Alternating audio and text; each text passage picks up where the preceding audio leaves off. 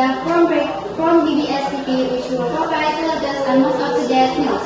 Wednesday, 26 February 2025. Viewers, a large fire hit the Los Angeles area, California, United States. The fire has caused dozens of people to evacuate and separately were badly damaged. Have there been deaths and injuries? At least 29 people have died in the fires, according to Los Angeles County official. The County Medical Examiner's Office is still investigating many of the deaths. The department noted that it cannot compute human remains until a process has been at its facility. At least 15 of the deaths were in the Eaton fire and 12 in the Palisades fire, according to the Medical Examiner's Office. The Medical Examiner's Office said it will take weeks to confirm the identities of those killed.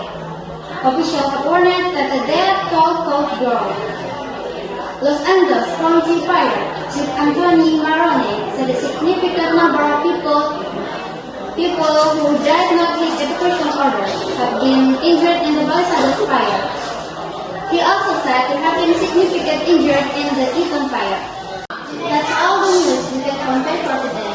I'm Asman Farija as the presenter at BBSTP this morning, saying goodbye and see you at the same time tomorrow. Good morning.